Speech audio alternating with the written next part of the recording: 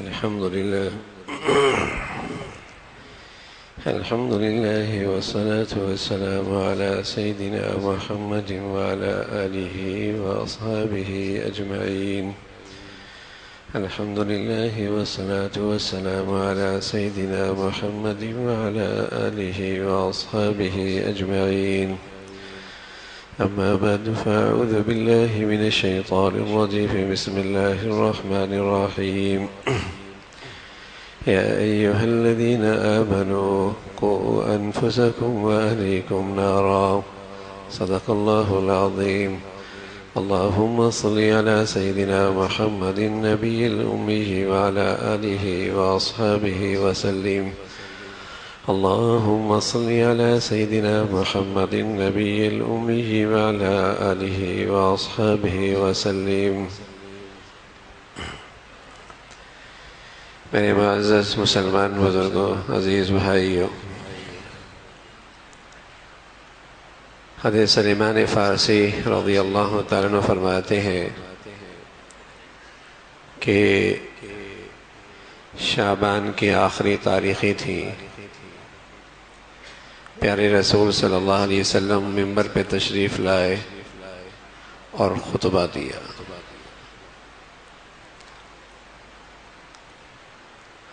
اور ارشاد فرمایا کہ رمضان کا مہینہ اللہ کی طرف سے ایک عظیم شان رحمتوں اور برکتوں کا مہینہ ہے.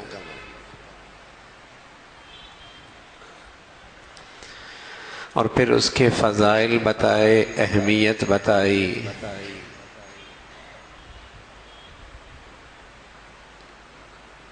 کہ اللہ کی رحمت اور برکتیں اس مہینے میں بہانے ڈھونڈتی ہیں. اللہ رب العزت ایک نفل اس کا اجر و ثواب فرض کے بقدر، اور فرض کا اجر و ثواب اللہ 70 گنا بڑھا دیتے ہیں.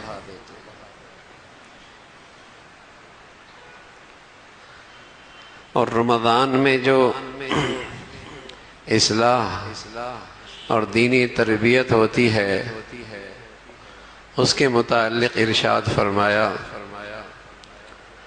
حاصل یہ تھا کہ اللہ کی طرف سے مسلمانوں کے لیے دینی تربیت کا یہ موسم بہار ہے، روحانی ترقی کا مبارک سیزن ہے.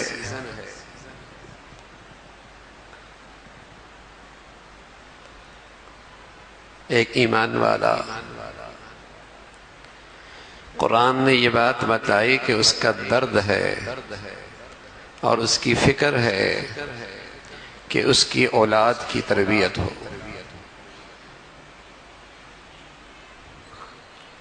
وہ نیک بنے، صالح بنے. لیکن پورا 11 مہینوں میں اسے موقع نہیں ملتا. تو یہ جو رمضان کا مہینہ ہے، اگر کوئی صاحب ایمان چاہ لے تو یہ تربیت کا اور اصلاح کا بہترین موسم ہے. اپنی بھی تربیت ہو جائے، گھرانے کی بھی تربیت ہو جائے.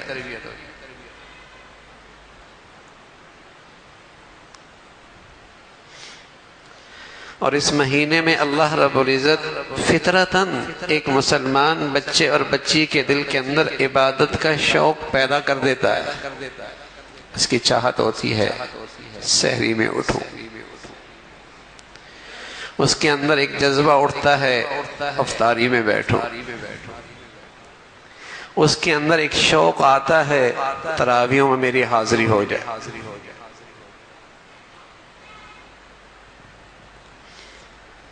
اب گھر کا سربراہ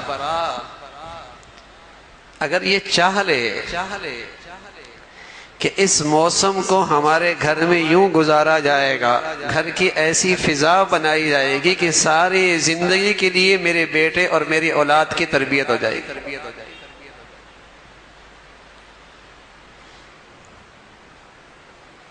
اگر یہ عزم کر لے.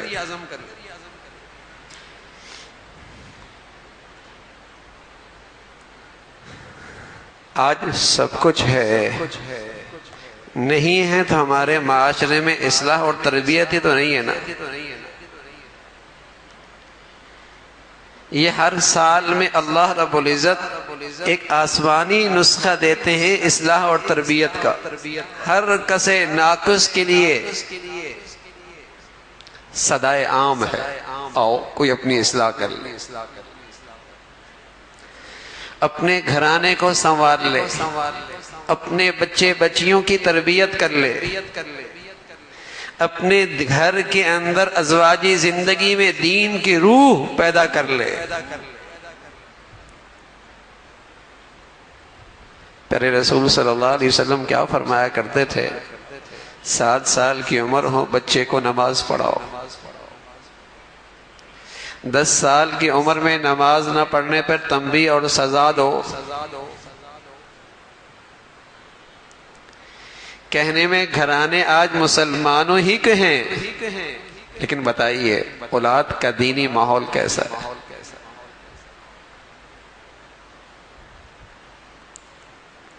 دینی تربیت کا کیا حال ہے؟ ارے میاں، نماز کی حیثیت اسلام میں ایسی ہے جیسے جسم میں سر کی حیثیت. بغیر سر کے انسان زندہ نہیں کہلاتا، بغیر نماز کے مسلمان نہیں کہلاتا.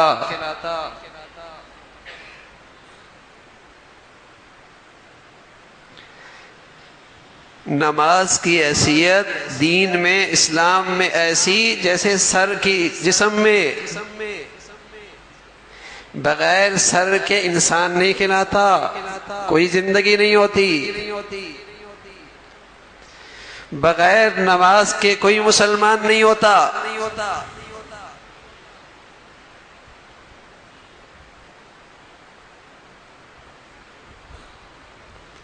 تو دینی تربیت کا یہ موسم بہار ہے. بچیاں، بچے، مرد، عورت، بوڑھے، جوان جانا ہے دنیا سے. بغیر دین کے دنیا سے چلے گا، اس سے بڑا بدنصیب کوئی نہیں.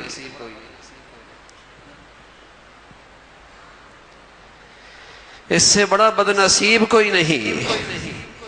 بغیر دین کے چلے گئے، اس سے بڑا بدنصیب کوئی نہیں. کتنے ایسے ہیں جو پچھلے سال میں ہمارے ساتھ ان دنوں میں موجود تھے. اس میں جوان بھی ہیں، بچیاں بھی ہیں، بڑے بھی ہیں، بوڑھے بھی ہیں. چلے گئے بھائی، چلے گئے.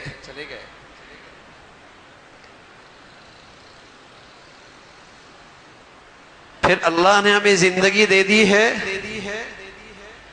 اپنے آپ کی دینی، ایمانی، روحانی ترقی کا موسم بہار دے دیا ہے.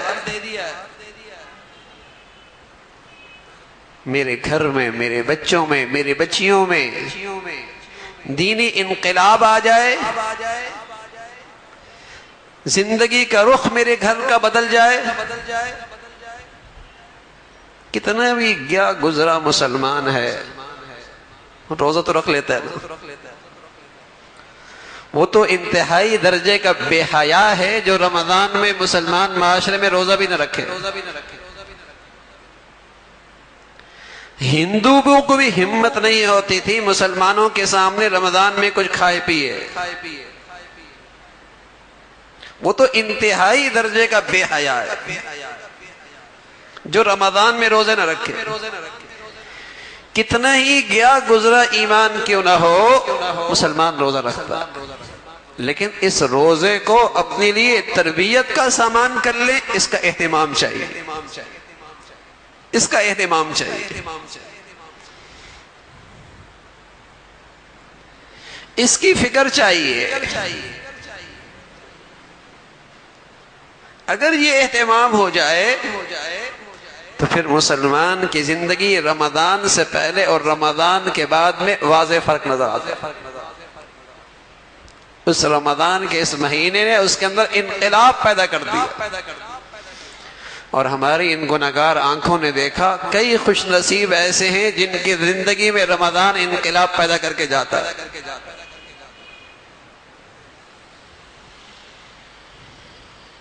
کئی خوش نصیب ایسے ہوتے ہیں.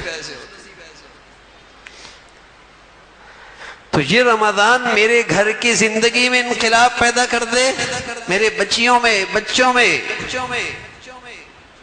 دینی انقلاب آ جائے.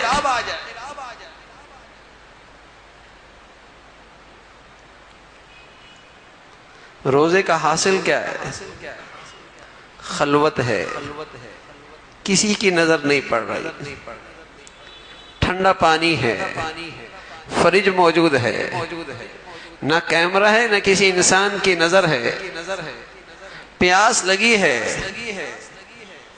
یہ کیا کر رہا ہے؟ پانی نہیں پی رہا، روزہ نہیں توڑ رہا. یہی تو دینی تربیت کی روح ہے. جہاں بھی ہو تمہارے اندر یہ حس پیدا ہو جائے کہ اللہ تو دیکھ رہا ہے.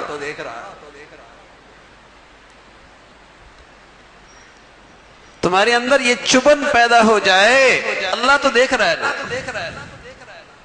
یہی تو انسانیت ہے، یہی تو دینی انقلاب ہے، یہی تو روحانی ترقی ہے.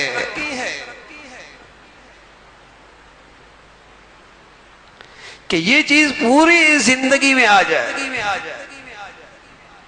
بازار میں، دفتر میں، شادی میں، خوشی میں، گلی میں، بازار میں، جو روزے کی حالت میں یہ خلوت میں اللہ کا لحاظ کر رہا ہے، یہ لحاظ اس کی پوری زندگی میں زندہ ہو جائے. اس کے بچوں میں زندہ ہو جائے، بچیوں میں زندہ ہو جائے.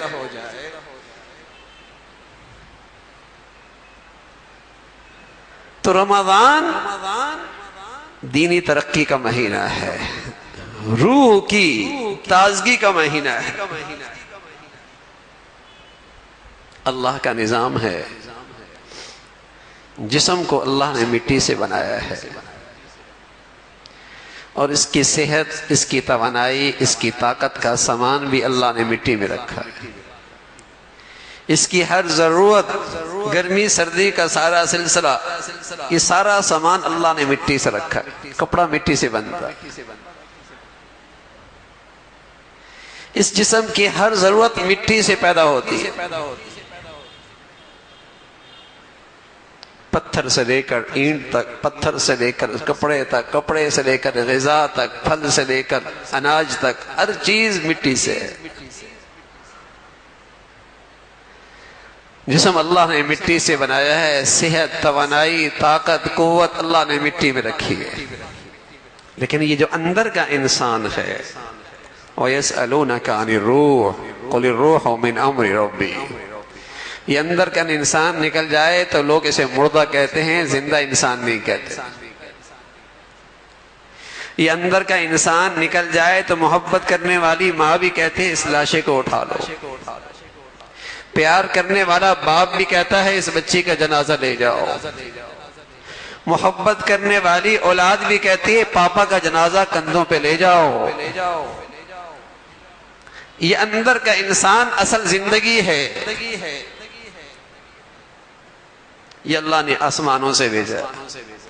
وَيَسْأَلُونَكَ عَنِ الرُّوحِ قُلِ الرُّوحُ مِنْ أَمْرِ رَبِّي. اس اندر کی انسان کی غذا یہ اللہ نے آسمانوں سے بھیجی. اس کی صحت، اس کی تربیت، اس کی غذا، اس کی طاقت یہ اللہ نے آسمانوں سے بھیجی.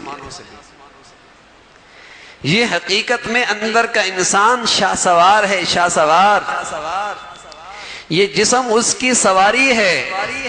گھوڑا ہو، صحت مند ہو، طاقتور ہو، شاہ سوار کمزور ہو، بتائیے یہ سواری پر خطر ہوگی یا نہیں ہوگی؟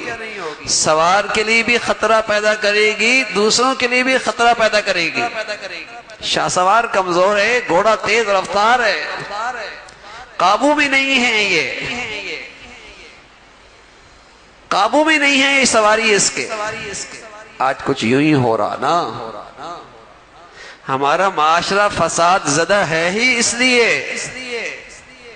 کہ یہ اندر کا شاہ سوار کمزور ہے، سواری طاقتور ہے، اس کے پاس اختیارات بھی ہیں، دولت بھی ہے، صحت بھی ہے، حسن بھی ہے، جوانی بھی ہے، لیکن اندر کا انسان جس نے اسے قابو کرنا تھا وہ کمزور ہے۔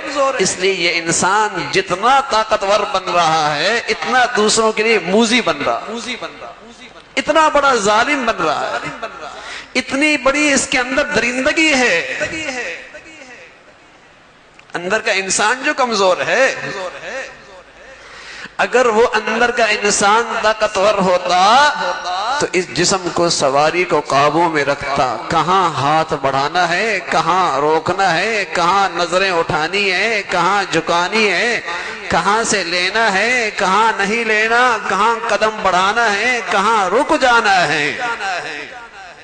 یہ تو اندر کے انسان کی طاقت ہوتی تب۔ دیکھیے نا، سخت گرمی ہے، شدت ہے، پسینہ ہے، ٹھنڈا پانی تنہائی میں موجود ہے، اندر کا انسان کہتا ہے نہیں، ہاتھ نہیں بڑھتے، ہاتھ نہیں بڑھتے۔ یہ کیا چیز ہے جو اسے کنٹرول کر رہی ہے؟ یہی اندر کا انسان اس موسم بہار میں طاقتور ہو جائے، حرام کی طرف ہاتھ نہ بڑھے، حرام کی طرف نظریں نہ اٹھیں، حرام کی طرف قدم نہ اٹھے، یہ سب چیزیں قابو میں آ جائے، انسان اندر کا طاقتور ہو جائے، لیکن اس کی غذا کا کوئی اہتمام نہیں۔ پھر کہتے ہیں بچے کا غصہ قابو میں نہیں، پھر کہتے ہیں یہ گھر والی سنتی نہیں ہے، پھر کہتے ہیں اولاد مانتی نہیں ہے۔ اس کے اندر کے انسان کو اتنی غذا دی کہاں کہ اس کے اندر رشتوں کا لحاظ اور قدریں ہوں۔ ہم نے اس کی تربیت میں اللہ کی مانی کب کہ آج وہ ہماری مانے؟ ریئیکشن ہے یہ تو بیماری کا ریئیکشن ہے۔ تو اندر کے انسان کی غذا، روحانی ترقی، دینی تربیت، اس کے لیے موسم بہار ہے۔ آئے اور گزر جائے، وہ تو گزر رہا ہے۔ ہماری زندگیوں میں 30 سال 40 سال سے روزے آ رہے ہیں، میرے بچے بچیوں نے بھی 10-15 سال روزے دیکھ لیے۔ رمضان سے پہلے اور رمضان کی زندگی میں بعد کی زندگی میں فرق کتنا آیا؟ یوں ہی مر جائیں گے، یوں ہی چلے جائیں گے، یوں ہی ہمارے گھروں میں اللہ کی نافرمانیاں پھلے پھولیں گی، ہماری خوشیوں اور تقریبات میں اللہ کے حکم یوں ہی ٹوٹتے ٹوٹتے ہم مر جائیں گے۔ افنجعل المسلمین کالمجرمین ما لکم کیف تحکمون، کیا اللہ کا معاملہ اور سلوک فرما بردار نافرمان کے ساتھ ایک جیسے ہوگا؟ فرمایا ایسا نہیں ہوگا۔ افنجعل المسلمین کالمجرمین ما لکم کیف تحکمون، کیا اللہ کا فرما بردار اور نافرمان کے ساتھ سلوک ایک جیسے ہوگا؟ فرمایا ہرگز ایک جیسا سلوک نہیں ہوگا۔ ما سلککم فی سقر قالوا لم نک من المصلین، کیوں پڑے ہو جہنم میں؟ لم نک من المصلین، نماز نہیں پڑھتے تھے، نماز نہیں پڑھتے تھے۔ تو میری اولادوں کی دینی تربیت ہو جائے، میرے گھروں میں اللہ کا حکم زندہ ہو جائے، ہماری اور ہمارے بچوں کی تربیت اور دینی تربیت ترقی ہو جائے، اس کے لیے موسم بہار ہے میرے عزیز۔ اللہ کا رحمت کا شامیانہ تنے جانے لگا ہے، بہت قریب ہے، اور ہم اس رحمت کے شامیانے کو اپنی آنکھوں سے دیکھتے ہیں۔